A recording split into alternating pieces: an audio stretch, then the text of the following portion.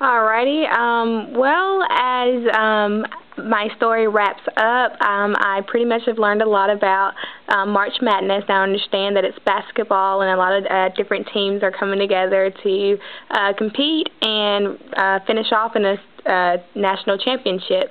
And I promise you all, well, I'm talking with one of my colleagues, Josh Colwell. Hi, Josh. Hey, how are you? I'm good. Could you actually explain a little bit about March Madness? Yeah, March Madness is 65 of the country's top teams, and they start out, a 65th team is added through a bonus game, but 64 teams compete.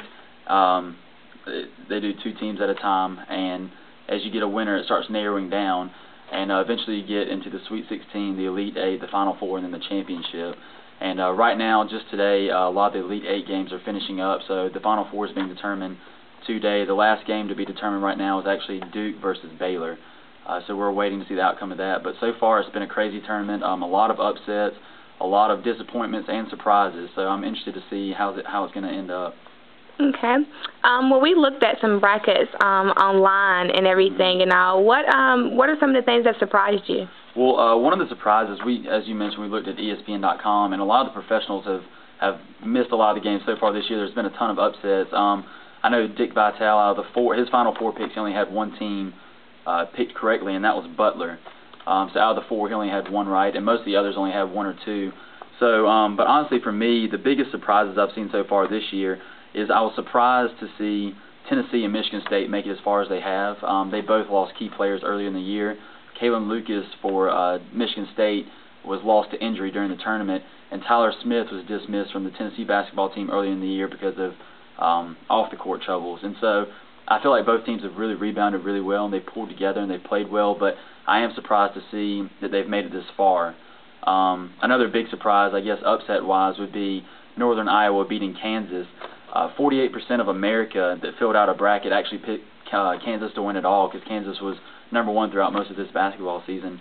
And Northern Iowa beat them, and only 0.9% of people in America that filled out a bracket had Northern Iowa making it to the Sweet 16. So right there, less than 1% could get the entire thing right. So it's just been a crazy year so far. Okay. Well, we looked at a game online. It was, I guess, Tennessee versus Michigan State. Yes. Talk a little bit about that game when we watched it. Yeah, it was a really good game. You and I caught the last 2 minutes of it, and it was tied up, I think, when we started watching it. And it came down to a game of free throws, like a lot of these games have. And that's another thing, is a lot of these games, they've been really close right up until the end, and it's been decided by free throws. And that's one of the things that came back to bite Kentucky just last night, is they've been a poor free throw shooting team throughout the tournament. And West Virginia knew that and began fouling them, and it just came down to a free throw shooting competition. But with Tennessee and Michigan State, Tennessee they came down to it, and they had to foul Michigan State a lot. Michigan State they're hitting their free throws, and then with 1 second left, Tennessee had one last-ditch effort to throw up a half-court shot, and they just couldn't make it. So it was a good game right down to the end, though. Okay. That was a good game. Now, as far as your predictions, like, what were your top 4 teams, and how did that differ from what the actual top 4 are? Yeah.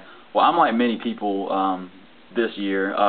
My Final 4 predictions in the beginning of the year, I kind of went cheap. I went with all the #1 seeds, which were Kansas, Kentucky, Syracuse, and Duke.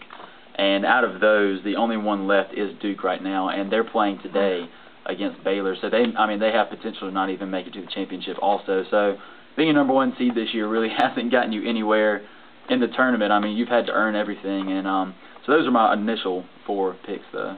And finally, as far as the national championship, what are your predictions? What do you want to happen or expect to happen? Well, I updated my Final 4 picks. Okay. And so with that, I'm predicting that Duke will beat Baylor, and so it'll be West Virginia versus Duke. And then, as we already know, it's going to be Michigan State versus Butler. And with that, I'm predicting that Michigan State's going to beat Butler, and that Duke will beat West Virginia. So we're going to see Michigan State and Duke in the championship game. And with that, I had to do a little analysis towards who I thought would be better. And honestly, Duke surprised me a lot. It's been their guard play that's really done a lot for them. They have a big man down low who's played very well, but they have 3 star guards that have been shooting lights out. So I'm going to pick Duke, but, I mean, as I've seen Michigan State, I mean, they continue to surprise me. And so it's going to be a really good game. If that does turn out to be the championship, I'd be really interested, because Michigan State's really scrappy, and then Duke's very good. So it's going to be probably a pretty close game. All right. Well, we will definitely be watching that and see if your prediction actually comes to pass. All right. Hope so.